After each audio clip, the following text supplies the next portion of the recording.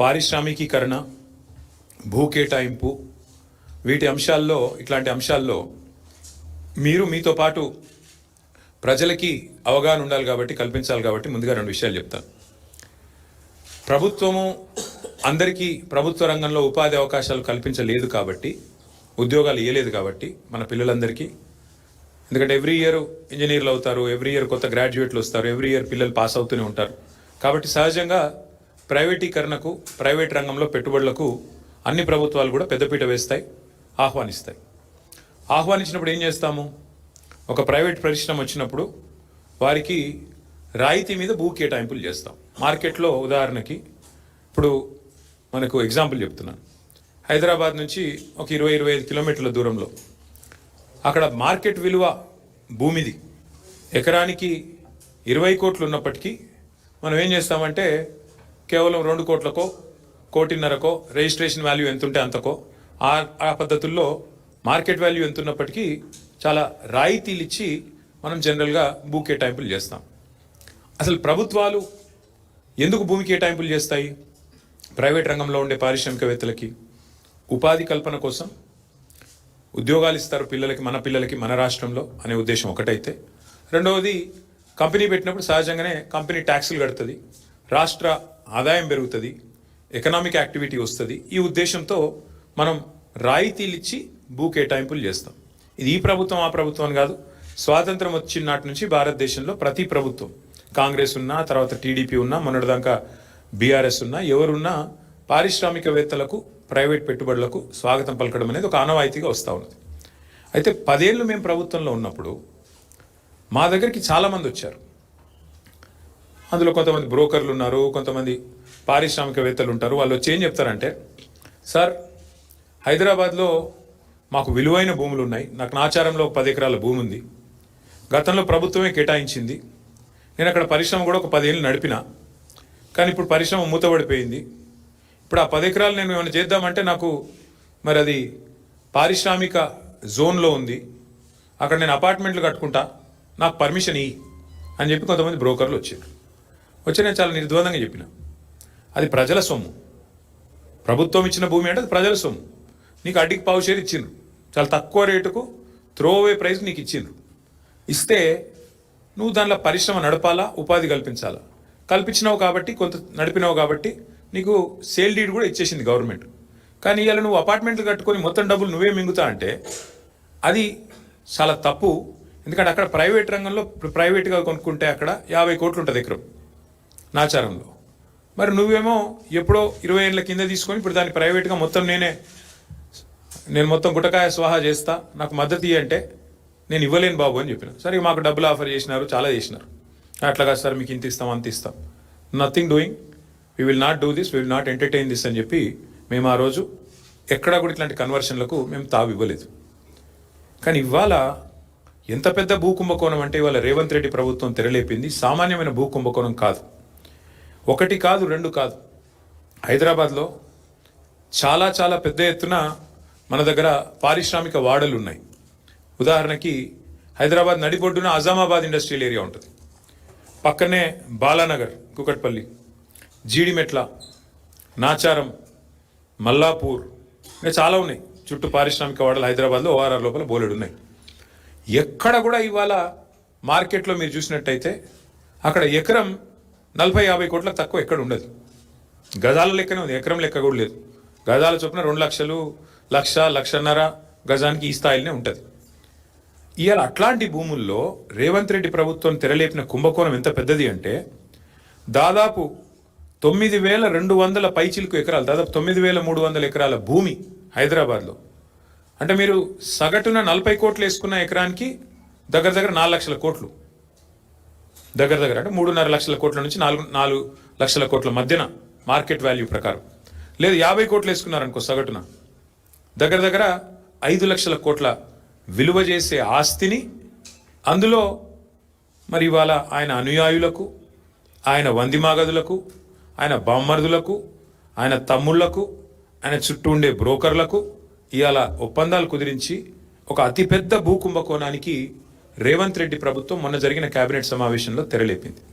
ఇది నేనేదో ఊరికే ఆషామాషిగా ఆరోపణలు చేయట్లేదు.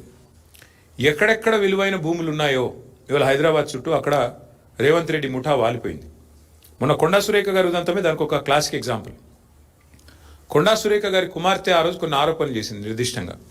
మిగతా ఆరోపణలు పక్కన పెడితే ఒక స్పష్టమైన ఆరోపణ ఆ రోజు చేసింది. ఆ అమ్మాయి మంచిరేవులలో ఒక భూమి ఉంది, ఆ భూమిలో రేవంత్ రెడ్డి గారి బ్రదర్ కన్నుబడ్డది, అందుకే ముఖ్యమంత్రి గారు జపాన్లో ఉంటే కూడా మేము అక్కడ ఆ భూమి కాడికి పోయేందుకు ఎండోమెంట్స్ రోడ్డు పర్మిషన్ ఇస్తే, ఎండోమెంట్స్ వాళ్ళు ఉన్న భూమిలోకి వెళ్ళి రోడ్డు పర్మిషన్ ఇస్తే ముఖ్యమంత్రి గారు జపాన్లో ఉండి కూడా ఆ ఫైల్ తెప్పించుకొని ఆపేసిండు. అంటే ఒక రియల్ ఎస్టేటు దందా చేసేవాడు ముఖ్యమంత్రి అయితే ఏమవుతుంది అంటే ఒక ఇది అవుతుంది. ఇలా ఆయన ఆలోచన అంతా కూడా భూముల చుట్టూ, భూమి చుట్టే పరిభ్రమిస్తూ ఉన్నది. ఇవాళ జరుగుతున్నది ఏంటి అంటే పక్కన బుద్వేల్లో మూసీ ప్రాజెక్టు పేరు మీద అక్కడ కుంభకోణం, అట్లాగే మెట్రోలో భూమి మీద కన్నేసే మెట్రో CFOని బెదిరించి ఎల్ఎన్టీని మెట్రోలోకి వెళ్ళి ఎలగొట్టిండు. ఒకటి రెండు కాదు నేను చెప్పేది, ఉదంతాలు మీరు చూడండి, ఒక ప్యాటర్న్ చూడండి. సెంట్రల్ యూనివర్సిటీ భూముల మీద కన్నేసి అక్కడ విద్యార్థుల మీద అక్కడ అసలు మొత్తం బుల్డోజర్లతో అర్ధరాత్రి పోయి మొత్తం 400 ఎకరాల మీద కన్నేసి అక్కడ అరాచకం చేసిండు. అప్పుడు సుప్రీంకోర్టు ఆపింది. అట్లాగే ఈరోజు సేమ్ థింగ్ 9,292 ఎకరాల పారిశ్రామిక భూముల మీద కన్నేసి రేవంత్ రెడ్డి గారు ఆయన ప్రభుత్వం ఇవాళ Hyderabad industrial lands transformation policy అనే పేరిట భూములను కొల్లగొట్టే కుంభకోణానికి తెరలేపాడు. ఇక్కడ సింపుల్గా నేను చెప్పే లెక్క మళ్ళొకసారి అర్థం చేసుకోండి. ఈ 9,292 ఎకరాలు మొత్తం కూడా ప్రభుత్వ భూమి. ప్రభుత్వం పారిశ్రామికవేత్తలకు మీరు పరిశ్రమ పెట్టండి అని ఇచ్చిన భూమి. అడ్డికి పావు షేరు అంటే మార్కెట్ విలువ రూపాయి అయితే 10 పైసలకో రూపాయికో రూపాయల 1 పైసకో ఇచ్చిన భూమి ఇది. ఇలా భూమి విలువ పెరిగింది, 10 రెట్లు పెరిగింది, 100 రెట్లు పెరిగింది, 1000 రెట్లు పెరిగింది. పెరిగిన ఆ భూమి విలువను, పెరిగిన ఆ భూములను ఇవాళ ఏటీఎంగా దాన్ని పేటీఎంగా మార్చుకునే ప్రయత్నమే రేవంత్ రెడ్డి గారు చేస్తూ ఉన్నారు. అంటే 4.5 లక్షల కోట్ల విలువైన భూమిని ఇవాళ కొల్లగొట్టి దానికి ఇవాళ పెట్టిన స్కీమ్ కూడా మీరు చూడండి, పాలసీ ఎట్లా పెట్టినా కూడా నేను చెప్తాను మీకు. అంటే ఈ స్కామ్ అర్థం కావాలంటే మీరు కొద్దిగా చరిత్రలోకి పోవాలి. 50-60 ఏళ్ల కింది నుంచి హైదరాబాద్ చుట్టూతా MCH ఉన్నప్పుడు భూములు కేటాయిస్తూ పోయినాయి ప్రభుత్వాలు. ఇప్పుడు నేను చెప్పిన పారిశ్రామిక వాడలు మల్లాపూర్ కానీ, చెర్లపల్లి కానీ, నాచారం కానీ, జీడిమెట్ల కానీ, బాల్నగర్ కానీ, అట్లాగే ఆజామాబాద్ కానీ ఇక్కడ భూములు కేటాయింపులు చేస్తూ పోయినారు. అందులోకెళ్ళి వచ్చినాయి ఇవన్నీ కూడా, మౌలాలి, తర్వాత కుషాయిగూడ, కాటేదాన్, ఇవన్నీ కూడా అందులోకెళ్ళి వచ్చినాయి. చందులాల్ బిరాదరి చుట్టూ వచ్చిన పారిశ్రామిక వాడలు. ఇప్పుడు ఏమైంది, సిటీ పెరుగుతా పోయింది, ఇవన్నీ సిటీ మధ్యలోకి వచ్చినాయి, భూముల విలువలు పెరిగిపోయినాయి. ఇప్పుడు పెరిగిపోయిన వాటి వల్ల ఏమైంది, చుట్టూ కాలనీలు కూడా రావడం వల్ల ప్రజలు గొడవ చేయడం స్టార్ట్ చేసినారు. మరి మా చుట్టూ కాలనీలు వచ్చినాయి, మధ్యలో కాలుష్యం ఉంది, ఇప్పుడు బాచుపల్లి వాళ్ళు కూడా గొడవ చేస్తూ ఉన్నారు కాలుష్యం వస్తుంది అని. దానికి 2013లో అప్పుడున్న కాంగ్రెస్ ప్రభుత్వం ఒక జీవో తెచ్చింది, జీవో నెంబర్ 20, కిరణ్ కుమార్ రెడ్డి గారి ప్రభుత్వం. ఏమి జీవో నెంబర్ 20 ఉద్దేశము ఏమని అంటే, మీరు ORR లోపల ఉండే కాలుష్యకారక పరిశ్రమలు, పొల్యూటింగ్ ఇండస్ట్రీస్ని బయటికి తరలించాలి అనేది ఆ జీవో సారాంశం. మా ప్రభుత్వం ఉన్నప్పుడు మేము కూడా ప్రయత్నం చేశాం. ఇన్ఫ్యాక్ట్ ఫార్మాసిటీ పెడదాం అనుకునే దానికి మెయిన్ కారణమే ఇది. ఫార్మా ఇండస్ట్రీ ఏదైతే జీడిమెట్లలో, అట్లాగే మల్లాపూర్లో, నాచారంలో, ఇతర ప్రాంతాల్లో ఉన్నదో వీళ్ళందరినీ కూడా అవసరమైతే ORR బయటికి ఒకటే ప్రాంతానికి తరలించి ఒకటే చోట 19,000 ఎకరాల్లో మేము ఫార్మాసిటీ పెట్టాలనుకునే దానికి మెయిన్ ఉద్దేశమే ఇది. ఎందుకంటే ఈ ప్రాంతం అంతా కూడా కాలుష్య బారిన పడకుండా, ఇంకోటి ఇబ్బంది పడకుండా. సరే, ఇవాళ దానికి ఫ్యూచర్ సిటీ అనే పేరు పెట్టి అక్కడ కూడా రియల్ ఎస్టేట్ బ్రోకర్ పనిచేస్తూ ఉన్నారు ముఖ్యమంత్రి గారు. ఇప్పుడు మేమేమంటున్నామంటే, ఇందులో చాలా భూములు, ఇప్పుడు ఆజామాబాద్ ఇండస్ట్రియల్ ఏరియా ఉంది ఉదాహరణకు మీకు చెప్తా ఉన్నా. మేము కూడా గతంలో ప్రయత్నం చేసినాం, మేము చేయలేదని కాదు, మేమేం ప్రయత్నం చేసినాము. ఇప్పుడు ఆ ఉదాహరణకి ఆజామాబాద్లో ఆనాడు 40 ఏళ్ల కిందట, 50 ఏళ్ల కిందట వద్దిరాజు రవిచంద్ర గారికి గవర్నమెంట్ ఒక 5 ఎకరాలు స్థలం ఇచ్చింది అనుకోండి. ఆయనకి ఎంతకో అంతకి ఇచ్చింటాం అప్పట్లో ఉన్న గవర్నమెంట్. ఇచ్చిన తర్వాత వద్దిరాజు గారు కొంతకాలం నడిపిండు ఇండస్ట్రీ, ఓ 10 ఏళ్ళకో 15 ఏళ్ళకో నడిపి తర్వాత ఫర్ వాట్ ఎవర్ రీజన్ ఆయన బంద్ పెట్టుకున్నాడు. తర్వాత భూమి ఆయన చేతులు ఉంది, అవసరమైతే ఆడు ఇంకేదో చేస్తున్నాడు. మేమేం పెట్టినామంటే గతంలో మేము కూడా దీన్ని ఇట్లాంటి ల్యాండ్స్ని ఏం చేయాలి అని ఆలోచించి, ఇంకో ఇది ఆనాడు 2022 సెప్టెంబర్లో ఆనాడు మేము తెచ్చిన చట్టం, ఆజామాబాద్ ఇండస్ట్రియల్ ల్యాండ్స్ని రెగ్యులరైజ్ చేస్తూ తెచ్చిన చట్టం. అందులో ఏం పెట్టాం మేము, ఒకవేళ వద్దిరాజు రవిచంద్ర గారికి మనం ఇచ్చిన భూమి కనుక ఆయన చేతుల్లోనే ఉంటే, ఆ రోజు డబ్బులు కట్టి ఉన్నప్పటికీ కూడా ఇవాళ మరి ల్యాండ్ యూజ్ మారుతున్నది కాబట్టి, ఆ రోజు పరిశ్రమకున్న భూమిని ఇవాళ మారుస్తున్నారు కాబట్టి 100% రిజిస్ట్రేషన్ 100% మళ్ళీ కట్టి ఇస్తే మళ్ళీ మీకు ఇస్తాము, మీరు వాడుకోండి అని చెప్పాం. లేదు, కొంతమంది ఏం చేస్తారు, వద్దిరాజు రవిచంద్ర గారికి ఇచ్చింది, ఆయన ఏం చేసి ఉంటాడు, ల్యాండ్ 15 ఏళ్ళకు అవసరం పడి అమ్ముకుంటాడు. గంగుల కమలాకర్ గారికి అమ్ముకున్నాడు అనుకోండి. ఇప్పుడు గంగుల కమలాకర్ గారి చేతిలో ఉందనుకో ఆ భూమి, ఎగ్జాంపుల్ చెప్తున్నా, మీరు సీరియస్ తీసుకున్నారు.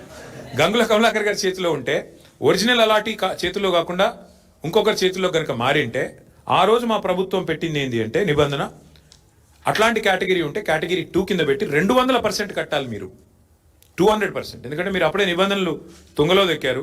రవిచంద్ర గారికి ఇస్తే రవిచంద్ర గారు నడపకుండా ఇంకొకరికి అమ్ముకున్నాడు, ప్రభుత్వ భూమి హక్కు లేకపోయినా అమ్ముకున్నాడు, ఆయన కొనుక్కున్నాడు, కాబట్టి 200% అని పెట్టినాం. ఈరోజు వీళ్ళు ఏం చేస్తున్నారు ఎరికేనా మీకు, ఎంత టూ మచ్ అంటే, కేసీఆర్ ప్రభుత్వం వచ్చినాక మీకు తెలుసు, హైదరాబాద్ నగరంలో కాదు మొత్తం తెలంగాణలో భూముల ధరలకు రెక్కలు వచ్చినాయి. 5 లక్షలు కూడా పలకని భూమి ఒక్కొక్క కాడ 50 లక్షలకు పోయింది. 10 రెట్లు, 20 రెట్లు, 30 రెట్లు పెరిగిన భూములు ఎన్నో ఉన్నాయి తెలంగాణ వ్యాప్తంగా. ఆదిలాబాదు, నారాయణఖేడు, ఈ మూల ఆ మూలం కాదు, అలంపూరు, గద్వాల, అంతటా భూముల ధరలు పెరిగినాయి. ఇవాళ రేవంత్ రెడ్డి గారు ఏం చేస్తున్నారంటే, ఆయన ప్రభుత్వం ఏం ఆలోచన, ఎంత పెద్ద కుంభకోణం అంటే ఇదేం పాలసీ అంటే తెలుసా మీకు, ఈ 9292 ఎకరాలు వీళ్ళు ఏం చేస్తారట అంటే, మా గవర్నమెంట్లో మేమున్నప్పుడేమో 100% SRO రేట్ చెల్లించాలా ఒరిజినల్ అలాటీ చేతిలో ఉంటే, ఒరిజినల్ అలాటీ చేతిలో కాకుండా ఇంకోరి చేతికి పోతే 200% అని పెడితే, రేవంత్ రెడ్డి ఏమంటున్నాడు, కేవలం అప్లికేషన్ పెట్టుకుంటే వారం రోజుల్లోనే పర్మిషన్ ఇస్తారట. ఏది, టీఎస్ ఐపాస్ లెక్క, అర్జెంటుగా డబ్బులు కావాలి కాబట్టి, అర్జెంటుగా లూట్ చేయాలి కాబట్టి వారం రోజుల్లో పర్మిషన్, మరొక వారం రోజుల్లో స్పెషల్ సిఎస్ ఆధ్వర్యంలో కమిటీ అప్రూవల్, మరొక వారం రోజుల్లో ఫీజు డిమాండ్ నోటీస్, 45 రోజుల్లో మొత్తం ప్రక్రియ పూర్తి. అన్నింటికి మించిన హైలైట్ ఏంటంటే 100% 200% నిబంధన మనం పెడితే మన కేసీఆర్ గవర్నమెంట్లో 30% కడితే చాలంట. ఎంత హైలైట్ అంటే 30% చాలంటే, ఏది 30% SRO విలువ. ఉదాహరణకి మీకు ఎగ్జాంపుల్ చెప్తాను. అజామాబాద్లో ప్రస్తుతం SRO విలువ, SRO వాల్యుయేషన్ 32,000 రూపాయలు ఉంది, కానీ అక్కడ మార్కెట్లో 150,000 ఉంటుంది. యాజ్ ఇట్ ఈస్ 5 రెట్ల తేడా ఉంటుంది. బాలానగర్లో 45,000 ఉంది, కానీ బయట మార్కెట్లో 2 లక్షలు ఉంటుంది. జీడిమెట్లలో 32,000, 12,000 నుంచి 32,000 ఉంది, మార్కెట్ వాల్యూ దగ్గర దగ్గర 1,00,000 ఉంది. నాచారంలో 2,300 రూపాయల నుంచి 37,000 దాకా ఉంది, మార్కెట్ వాల్యూ 1,00,000 ఉంది గజం నేను చెప్పేది. చెర్లపల్లిలో 10,000 ఉంది గజం SRO ప్రకారం, మార్కెట్ వాల్యూ కనీసం 75,000-80,000 ఉంటుంది. మల్లాపూర్లో కేవలం 8,400 ఉంది SRO వాల్యుయేషన్, మార్కెట్ వాల్యూ కనీసం 70,000-75,000 ఉంటుంది. ఇప్పుడు వాళ్ళు చెప్పే, రేవంత్ రెడ్డి చెప్పే లెక్క ఏంటంటే, చెర్లపల్లిలో నీకు ఇండస్ట్రీ ఉందనుకో, మార్కెట్ వాల్యూ అక్కడ 1,00,000 ఉన్నప్పటికీ SRO వాల్యూ 10,000 ఉంటే, రేవంత్ రెడ్డి గారు ఏమంటున్నారు, మీరు అందులో 3,000 కడితే చాలంట, మీకు ఇచ్చేస్తాం 45 రోజుల్లో. ఇంకా హైలైట్ చెప్తాను మీకు. ఉదాహరణకి అంటే కేసీఆర్ ప్రభుత్వంలో అజామాబాద్లో మీకు ఈ ల్యాండ్ మీకు ఉంటే, మీరు దాన్ని రెగ్యులరైజ్ చేసుకోవాలంటే, మీరు 32,000 అక్కడ మార్కెట్ SRO వాల్యూ ఉంటే, మీరు చేతులు కింద మారింటే 64,000 కట్టాలని మనం పెట్టినాం. ఇప్పుడు రేవంత్ రెడ్డి గారు ఏమంటున్నారు తెలుసా, 32,000 వాల్యూ ఉంటే SROది కేవలం 10-11,000 కడితే చాలు, మీకు ఇచ్చేస్తాం, మీరు తీసేసుకోండి. అంటే దీని వెనక ఉన్న కుంభకోణంలో ఇక్కడ మెయిన్ పాయింట్ ఏంటంటే, ఇవాళ ఒక ముఠా తిరుగుతుంది హైదరాబాద్లో. ఆ ముఠా సభ్యులు ఎవరెవరంటే ఏవి రెడ్డి, కొండల్ రెడ్డి, తిరుపతి రెడ్డి, కృష్ణారెడ్డి, వీళ్ళెవరో కాదు, అంతా ముఖ్యమంత్రి గారి బిజినెస్ పార్ట్నర్లు, ఆయన కుటుంబ సభ్యులు. మొత్తం అగ్రిమెంట్లు చేసి పెట్టుకున్నారు. ఇవన్నీ మొత్తం ఈ భూములన్నిటికీ అగ్రిమెంట్లు, వెనకాల MOUలు, ఒప్పందాలు అన్నీ కుదుర్చుకున్న తర్వాతనే మళ్ళీ దీని మీద RR ట్యాక్స్ ఉంటుంది. ప్రతి దగ్గర ప్రభుత్వానికి వచ్చేది 30%, మళ్ళీ తర్వాత 60%, 70% రేవంత్ రెడ్డి గారికి, కాంగ్రెస్కు ట్యాక్స్ కట్టాలి, కప్పం కట్టవలసిందే. ఈ లెవెల్లో అంటే ఒక 4-5 లక్షల కోట్ల భూములకు వీళ్ళు పెట్టిన టెండర్ ఇది. నేను అడిగేది ఒక్కటే, మీరు ఆలోచించండి దయచేసి. మొన్న మీరు జూబ్లీహిల్స్ ఎలక్షన్ చూసినారు, అక్కడ ముస్లిం సోదరులకి శ్మశాన వాటికకి ఇద్దామంటే 2 ఎకరాల జాగలేదు, 2 ఎకరాలు జాగలేదు జూబ్లీహిల్స్లో. హైదరాబాద్లో ఒక ఇందిరం ఇల్లు ఇయ్యలే 2 ఏళ్లలో. ఒక పేదవాడికి హైదరాబాద్ ఇల్లు కడదామంటే ఇవాళ 1 ఎకరం జాగలేదు ప్రభుత్వం దగ్గర. హైదరాబాద్ కాంక్రీట్ జంగల్గా మారిపోతున్నది. ఒక పార్క్ కడదామంటే జాగలేదు. నేను ఇవాళ రేవంత్ రెడ్డిని అడుగుతున్నా, 9,292 ఎకరాల విలువైన భూమి నువ్వెందుకు ప్రైవేట్ వాళ్ళకి దారాదత్తం చేస్తున్నావు? ఇది ప్రభుత్వ భూమి కదా. ప్రభుత్వ భూమిని మీరు పారిశ్రామికీకరణ కోసం, పారిశ్రామిక అవసరాల కోసం ప్రైవేట్ వ్యక్తులకు రాయితీ మీద ఇచ్చిన భూమి. ఎందుకు వాళ్ళ కండిషన్ పెడతలేవు? నీకు నిజంగా డబ్బులు కావాలంటే ఓపెన్ మార్కెట్లో ఆక్షన్ పెట్టు, ఓపెన్ మార్కెట్లో ఆక్షన్ పెట్టు, వాళ్ళని కూడా పాల్గొనమను. వెనక్కి తీసుకో, క్యాన్సిల్ చేయి. నీకు పరిశ్రమ కోసం కేటాయించినా నువ్వు పరిశ్రమ నడుపుతలేవు కాబట్టి is is null and wide, cancel చేయి, ఓపెన్ భూమిలో ఆక్షన్ పెట్టు. అది పెడతలేడు. రెండోది, హైదరాబాద్లో నీకు ఇల్లు కట్టేందుకు జాగలేదు, పార్కుకు జాగలేదు, ఒక్క ఇందిరా మిల్లు ఇయ్యలేదు నువ్వు. హైదరాబాద్లో శ్మశానాలకు కూడా దిక్కులేదు జాగా. మరి 9,292 ఎకరాల్లో ఒక 7,000 ఎకరాలు ప్రభుత్వం వెనకకి తీసుకొని ఇండ్లు కట్టి, పార్కులు కట్టి, బ్రహ్మాండంగా శ్మశాన వాటికలకు జాగలి ఇవ్వడం వద్దంటుండా? ప్రజల అవసరాలకు హాస్పిటల్ కడదామంటే జాగలేదు. ఇలా హాస్పిటల్ కట్టాలంటే మనం కొనుక్కోవాలి జాగా. ప్రభుత్వం ఏదైనా కొత్తది ఏదైనా చేయాలంటే కొనుక్కోవాలి. నువ్వేం చేస్తున్నావు? ప్రభుత్వ భూమి, పరిశ్రమల అవసరాల కోసం ఇచ్చిన భూమి ఇలా పెద్దలకు, పెద్ద పెద్ద గద్దలకు, డబ్బులున్న వాళ్లకు, 1,000 కోట్లున్న వాళ్లకు ఇలా ధారాదత్తం చేసి మొత్తం వాళ్ళకి సంతర్పణ చేసి ఎవరి లాభం కోసం చేస్తున్నావు? ఎవరి కోసం చేస్తున్నావు ఇంత పెద్ద లూటు? ఇది 5 లక్షల కోట్ల కుంభకోణం. ఒకటి కాదు, రెండు కాదు, 5 లక్షల కోట్ల విలువ చేసే ఆస్తిని కాజేయడానికి చేస్తున్న పన్నాగం. నేను మాత్రం స్పష్టంగా చెప్తా ఉన్నా, ఈ విషయంలో మేము వదిలిపెట్టాం. న్యాయ పోరాటము చేస్తాము. తప్పకుండా భవిష్యత్తులో ఈ భూములు ఎవరైనా కొన్నవాళ్ళు కానీ ఇంకోటి కానీ పరిణామాలు ఎదుర్కొంటారు. ఈ విషయం కూడా నేను ముందే చెప్తా ఉన్నా. తప్పకుండా ఈ విషయంలో చిక్కుల్లో పడుతుంది ప్రభుత్వం కూడా. ఇట్లాంటి లూట్ ఎక్కడ జరగలేదు. బాంబేలో, మహారాష్ట్రలో మేము కూడా స్టడీ చేసినాం పాలసీలు ఆనాడు గవర్నమెంట్లో ఉన్నప్పుడు, వీటిని ఎట్లా చేద్దామని. మహారాష్ట్రలో పెద్ద ఎత్తున టెక్స్టైల్ మిల్స్ ఉండేది బాంబేలో, కమలా మిల్స్ అని, ఫినిక్స్ మిల్స్ అని. అక్కడ ఏం చేసినారు తెలుసా? ఇట్లాగే సేమ్ థింగ్ ఊరు మధ్యలోకి వచ్చేసింది మిల్లు. ఏం చేసినారు? వాళ్ళకు ఒక ఆఫర్ ఇచ్చారు, మీరు 50% ల్యాండ్ తిరిగి ఇచ్చేయండి గవర్నమెంట్కి, 50% వాడుకోండి అని చెప్పినారు. మరి నువ్వేం చేస్తున్నావు? 9,292 ఎకరాలు నీ అత్త సొమ్ము అన్నట్టు, నీ అబ్బ సొత్తు అన్నట్టు ఇలా సంతర్పణ చేస్తున్నావు. ఎవరి సొత్తు? ఎందుకు అడుగుతావు? వెనకకు సగం ఇచ్చేయమని అడుగు, డిమాండ్ పెట్టు. 50% land should be given back.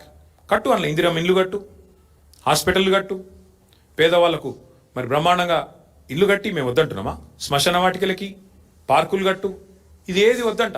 హైదరాబాద్లో ఇంచు జాగా దొరకది. చూస్తున్నాం, హైడ్రా తెల్లారు లేస్తే రాచకం. ఏది పేదవాళ్ళ మీద 40 గజాలు 30 గజాలు పోయి కులగొడతా ఉంటారు. మరి 9,292 ఎకరాలు నీ అబ్బ సొత్తా, ఏ సొత్తా? ఎట్లిస్తావు నువ్వు ప్రభుత్వ సొత్తును? ఇష్టం వచ్చినట్టు ఎవడికి పడితే వాడికి. ఈ విషయంలో వదిలిపెట్టం, ఊరుకోము. ఇది పెద్ద లూటు. ఇంతకు మించిన దోపిడీ బహుశా భారతదేశంలో ఎక్కడ జరగలేదు. ప్రభుత్వం డైరెక్ట్గా క్యాబినెట్లో పెట్టి ఇవాళ దోచుకునే ప్రయత్నం చేస్తూ ఉంది. మేమేమో 15 రోజుల్లో అనుమతులు పరిశ్రమలకు అందించినాం. నువ్వేం చేస్తున్నావు? 15 రోజుల్లో భూములు అమ్ముకోవడానికి, 15 రోజుల్లో ఇష్టం వచ్చిన వాడికి ఇష్టం వచ్చినట్టు అగ్రిమెంట్లు చేసుకోవడానికి, తెర వెనుక బాగోతాలు చేసుకోవడానికి, సెటిల్మెంట్లు చేసుకోవడానికి. నేను చెప్పట్లేదు కదా, మీ మంత్రి గారు కుమార్తె చెప్తోంది భూముల గురించి ఎట్లా దందాలు జరుగుతున్నాయి, ఎట్లా గొడవలు జరుగుతున్నాయి, ముఖ్యమంత్రుల అనుయాయులు తుపాకులు పెట్టి ఎట్లా బెదిరిస్తున్నారు, ఇవన్నీ కూడా జరుగుతూ ఉన్నాయి. ఖచ్చితంగా దీన్ని విత్డ్రా చేసుకోవాలి ప్రభుత్వం, లేకపోతే మాత్రం మేము ఊరుకోము. ముమ్మాటికి కొట్లాడతాం, న్యాయ పోరాటం చేస్తాం, ప్రజల్లో కూడా ఈ అంశాన్ని పెద్ద ఎత్తున తీసుకొని పోతాం. ఇంకొక మాట కూడా నేను చెప్తా ఉన్నా, పారిశ్రామికవేత్తలు ఎవరైతే ఈ భూములు పొందారో మీరు కూడా గుర్తుపెట్టుకోండి. తప్పకుండా ప్రతిరోజు ఒక రోజులాగా ఉండదు. భవిష్యత్తులో వచ్చే ప్రభుత్వాలు, డెఫినెట్గా మా ప్రభుత్వమే వస్తుంది. తప్పకుండా మీరు ఇప్పుడు ఈ విషయంలో అనవసరంగా రేవంత్ రెడ్డి కుట్రలో పడితే, ట్రాప్లో పడితే మీరు కూడా ఇబ్బందులు పాలవుతారు, ముందే చెప్తా ఉన్నాం. ఎందుకంటే ఇవాళ ఆయన సెటిల్మెంట్ల కోసం, ఆయన పైసల కోసం ఆయన దిక్కుమాలిన దందాలు చేస్తుండొచ్చు. మీరు ఈ ట్రాప్లో పడకండి.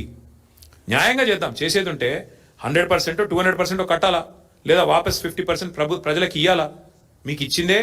ఇప్పుడు సింపుల్ లెక్క, నేను మా సుదర్శన్ రెడ్డి గారికి ల్యాండ్ కేటాయించానండి. ఉదాహరణకు చెప్తాను, ఇంకొకటి మీకు అర్థమైతే సులువైన భాషలో చెప్తాను. సుదర్శన్ రెడ్డి వస్తాడు నా దగ్గరికి, అన్న నాకు హైదరాబాద్లో నువ్వు ప్రభుత్వంలో ఉన్నావు కదా, 1 ఎకరం కేటాయించు భూమి అంటాడు. ఉత్తగానే కేటాయిస్తారా? ఇయ్యం కదా. దేనికి అని అడుగుతాం. దేనికి ఇవ్వాలి నీకు భూమి? లేదన్నా నేను అపార్ట్మెంట్ కట్టుకుంటా, నాకు బయట కొంటే 50 కోట్లు అవుతుంది, నాకు 10 కోట్లకి అంటే ఇస్తామా? ఇవ్వలేము. అదే సుదర్శన్ రెడ్డి, అన్న నేను ఇండస్ట్రీ పెడతా, నాకు 1 ఎకరం అంటే ఇస్తాం. ఎందుకు? పరిశ్రమ పెడితే ఉపాధి వస్తుందని ఇస్తాం. కానీ సుదర్శన్ రెడ్డి 10 ఎకరం భూమి తీసుకొని ఇచ్చిన ఉద్దేశం నెరవేరకుండా అసలు ఇచ్చిన పని పక్కకు పెట్టేసి నేను అపార్ట్మెంట్లు కట్టేసి నాకు తెల్లారు ఏం చేయాలి నేను ప్రభుత్వంగా? ఖచ్చితంగా వెంటనే స్వాధీనం చేసుకోవాలి. నేను అడిగేది అది. ఇది ప్రజల సొత్తు, ఇది ప్రజల భూమి. అడ్డికి పావు షేర్ ఇవాళ పారిశ్రామికవేత్తలకు ఇచ్చి వాళ్ళు మొత్తం వాళ్ళు వాళ్ళ తరతరాలు వాళ్ళ కుటుంబ సభ్యులు వాళ్ళ మునిమన్మన్లు దోసుకతిని నీకు ఆ ప్రభుత్వ భూమి ఇచ్చేది ఎట్టి పరిస్థితులు ఒప్పుకోమేది. ఇది మా ప్రభుత్వంలో 9.5 ఏళ్లలో మేము ఎక్కడ ఇయ్యలేదు. చాలా మంది వచ్చినారు బ్రోకర్లు మా దగ్గర కూడా, కానీ మేము చేయలేదు ఇట్లాంటి గలీజ్ పని. ఎందుకంటే ఇది ప్రజల సొత్తు. వస్తే కూడా నేను చెప్పాను, అందులో మా నాయకులు కూడా వచ్చారు, అది కూడా చెప్తున్నాను నేను, అన్న ఇది చేయండి అని.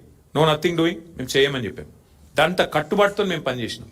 ఇలా 100% ఈ విషయంలో నేను చెప్తా ఉన్నా, ఈ ప్రభుత్వం దిగిపోయినాక కూడా ముమ్మాటికి దీని మీద ఎంక్వైరీలు జరుగుతాయి, దీనిలో బాధ్యులను పట్టుకోవడం జరుగుతుంది.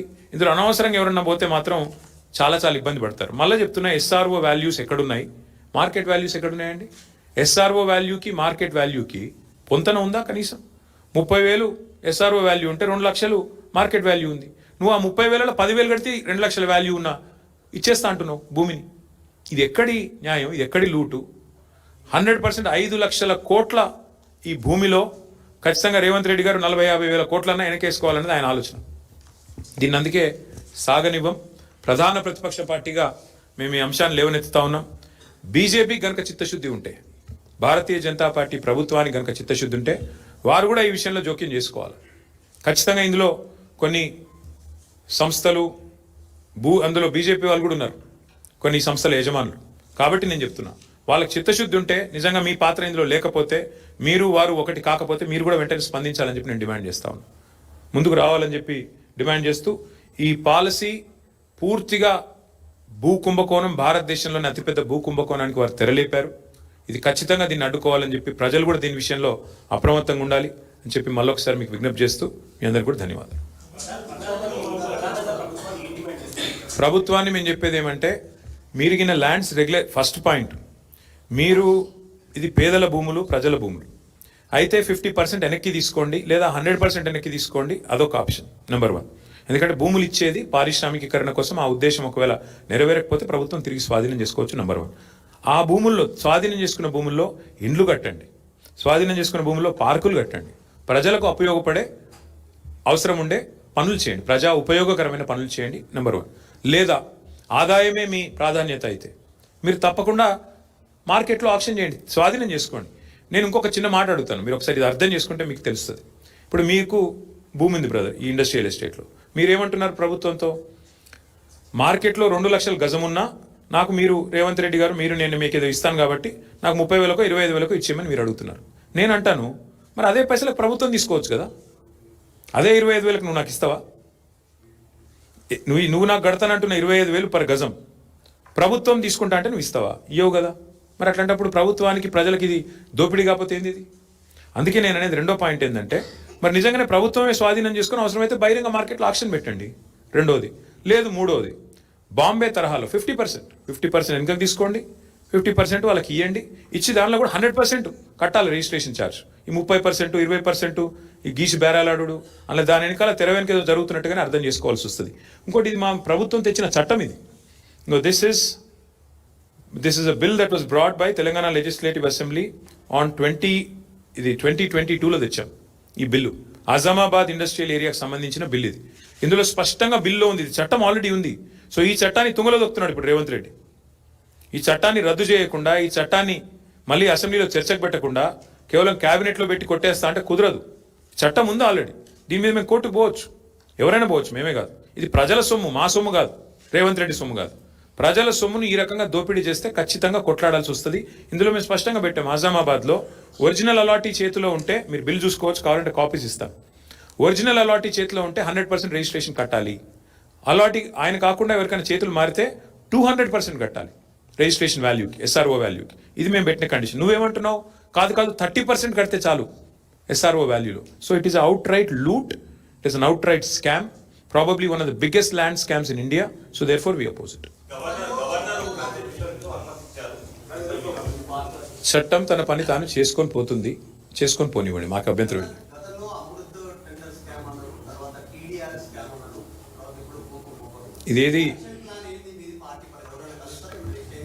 ఇది ఎట్లా ఉందంటే, ఇవాళ జాయింట్ వెంచర్ గవర్నమెంట్ నడుస్తుంది తెలంగాణలో. కాంగ్రెస్, బీజేపీ కలిసి ప్రభుత్వాన్ని నడుపుతున్నాయి. మేము అమృత్ స్కామ్లో ముఖ్యమంత్రి గారి బావమరిదికి కేంద్ర ప్రభుత్వం వర్క్ ఇచ్చింది. ఆయనకు అర్హత లేకపోయినా, ఫైనాన్షియల్ కేపబిలిటీ లేకపోయినా, ఇవాళ 2 crore టర్న్ ఓవర్ ఉన్న కంపెనీకి 1137 crore టెండర్ ఇచ్చారు. మరి కేంద్ర ప్రభుత్వం రాష్ట్ర ప్రభుత్వం కాంగ్రెస్ బీజేపీ ఎంత లోతుగా సంబంధం ఉందో దాన్ని బట్టే చెప్పొచ్చు. వెంటనే ఒక బీజేపీ ఎంపీకి ఇక్కడ ముఖ్యమంత్రి గారు 1350 కోట్ల వరకు ఇక్కడ స్టేట్ గవర్నమెంట్ ఇచ్చింది. అంటే ఎంత లోతైన జాయింట్ వెంచర్ దాన్ని బట్టి చెప్పొచ్చు. సో అమృత్ అట్లా టీడీఆర్ మీరు చూస్తున్నారు. టీడీఆర్ కూడా మొత్తం ఇవాళ ఎక్కడ పోతారు, వాళ్ళు ఎక్కడ పోతారు, మేము ఎక్కడ పోతాం. మళ్ళీ గవర్నమెంట్లోకి వస్తాం, అన్ని తెరుస్తాం, అన్ని బుక్కులు తెరవాల్సి వస్తుంది. ఎవరెవరి చేతిలో ఉన్నాయంటే ఇందాక నేను చెప్పిన బ్రోకర్ల పేర్లు చెప్పాను కదా 10 మంది, ఆ దండుపాలెం బ్యాచ్ చేతిలోనే టీడీఆర్లు అన్నీ కొనుక్కున్నారు. ఇవాళ వాళ్ళే చేస్తున్నారు ఇదంతా. డెఫినెట్గా ఇది కూడా బహుశా భారతదేశంలో ఎవరు చేయనంత పెద్ద కుంభకోణం ఇది. 9,292 acres of industrial lands being converted for literally free of cost almost. చేసి దీని వెనకాల అగ్రిమెంట్లు, దీని వెనకాల కుంభకోణాలు, దీని వెనకాల ముఖ్యమంత్రి గారి ఫ్యామిలీ మెంబర్స్, వాళ్ళ చుట్టూ ఉండే బ్రోకర్లు, వాళ్ళు చేస్తున్న వ్యవహారం ఇది. వి విల్ డెఫినెట్లీ నాక్ on the doors of court of law. ప్రజల్ని చైతన్యవంతం చేయాలి. ముందు కోర్ట్స్ అవన్నీ ఎట్లా ఉంటాయి, కానీ ప్రజల్ని చైతన్యవంతం చేయాలి. ఇంత పెద్ద లూటు హైదరాబాద్లో మరి 9,290 అంటే 10,000 ఎకరాలు దాదాపు 10,000 ఎకరాలు హైదరాబాద్లో నీకు ఇల్లు కడతందుకు జాగలేదు, పార్కుకు జాగలేదు, శ్మశానానికి బొంద పెడదామంటే జాగలేదు. కానీ 10,000 ఎకరాలు ఇష్టం వచ్చినట్టు ఎవరిని పడితే వాడిని అమ్ముకుంటా అంటే మరి ప్రజలు ఆలోచించాలి.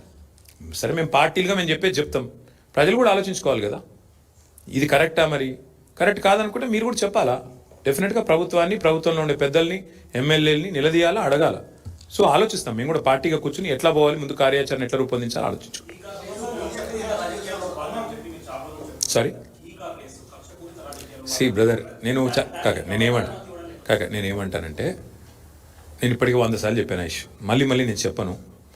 ఇక చెప్తే కూడా బాగుండదు. మళ్ళీ మీరు నాకు తెలిసి మీరు ఏం చేస్తారో, చాలామంది ఇక్కడ ఉండే మీడియా సంస్థలు ఎట్లయిపోయినాయి అంటే ముఖ్యమంత్రి గారిని పాపం మీ అందరు అన్నట్లు కొందరు రక్షణ కవచంలా కాపాడుతున్నారు, కొందరు వాళ్ళకు అనవసరంగా ఇప్పుడు నేను దీని మీద ఎక్కువ మాట్లాడితే అది రాస్తారో దీన్ని రాయారు నాకు తెలుసు. అందుకే నేనేమంటానంటే చట్టం తన పని తాను చేసుకుపోతుంది. నేను ఇదివరకే చెప్పాను ఏ తప్పు చేయలేదని, ఏ తప్పు చేయలేదు. నేను ఇక లై డిటెక్టర్ టెస్ట్కే రెడీ అని ఏం చెప్తాను, అంతకంటే ఊరికి ఎన్నిసార్లు చెప్పిస్తారు అతను అన్నమాట. ఇప్పుడు నేను అడిగేది 9,292 కోట్ల విలువైన ప్రభుత్వ భూమి హైదరాబాద్లో, which is worth about 4.5 to 5 lakh crore. దీని ముఖ్యమంత్రి గారు ప్రభుత్వం ఏ బేసిస్లో అడ్డికి పావు షేర్ అమ్ముతున్నది, ప్రజలకు ఇవ్వకుండా ప్రజల సొమ్మును ప్రైవేట్ వాళ్ళకు కట్టుబెట్టే ప్రయత్నం ఎందుకు చేస్తున్నది, దానికి ప్రధానంగా ప్రభుత్వం సమాధానం చెప్పాలి. ఒకరు అడగ ఏమంటారు బ్రదర్, మళ్ళీ చెప్తున్నా, ఎవరు అనుమతి ఇచ్చినా ఎవరేం చేసినా చట్టం తన పని తాను చేసుకుపోతుంది, మా పని మేము చేసుకుపోతాం. ఏముంది అందులో? ఎలా పోయినాం కదా తమ్ముడు. ఒక మాట, మా సుదర్శన్ రెడ్డి ఇక్కడనే ఉన్నాడు, సివిల్ సప్లైస్ కార్పొరేషన్ చైర్మన్గా పనిచేసిండు. మా సివిల్ సప్లైస్ మినిస్టర్గా పనిచేసిన గంగుల కమలాకర్ గారు ఉన్నారు, మా రాజ్యసభ సభ్యులు రవిచంద్ర గారు ఉన్నారు. ముగ్గురు పోయినారు. ఏది కూడా మేము స్టార్ట్ చేసి వదిలిపెట్టేటోళ్ళం కాదు. మేము పోయినాం, ఈడీ దాకా పోయి ఇచ్చి వచ్చినాం. కానీ ఏముంది, అలా ఆడ ఈడ కలిసిపోయి ఉన్నారు, మంచిగా జాయింట్ వెంచర్ గవర్నమెంట్ నడుస్తుంది. అరే పొంగులేటి శ్రీనివాసరెడ్డి గారి ఇంటి మీద రైడ్ అయితే ఈడీ 2 రోజులు రైడ్ అవుతుందా? ఈ రోజు వరకు మీరు అడిగారు, ఆయన చెప్పాడు, ఈడీ కూడా చెప్పాడు. ఈ దేశం అట్లా నడుస్తుంది, ఏం చేస్తాం. మంచి జాయింట్ వెంచర్, బ్రహ్మాండమైన అక్రమ సంబంధం, బహుశా భారతదేశంలో ఎక్కడ ఉండేది ఇంత దరిద్రమైన రిలేషన్షిప్. అట్లాంటిది నడుస్తుంది రాష్ట్రంలో. మీడియా రాయదు, మీడియా అడగదు, అడుగుడంతా మమ్మల్ని అడుగుతారు, ప్రతిపక్షంలో ఉన్న వాళ్ళను, అధికార పక్షంలో ఉన్న మంత్రిని అడగరు, ఈడీఓని అడగరు. అడుగురు మీరు కూడా ఒకసారి మంత్రి గారిని గట్టిగా ధైర్యం చేసి. ఏం చేస్తాడు ఆయన? కొరుకుతాడా? కొడతాడా? బాంబులు వేస్తాడని బెదిరిస్తారు, అంతే కదా. సరే ఏదో అవన్నీ ఓకే, అవన్నీ వదిలేదు. సరే ఇక అవన్నీ మళ్ళీ మాట్లాడుకుందాం, తొందర ఏం లేదు. అసలు ఇష్యూని మీరు సైడ్ ట్రాక్ చేయండి.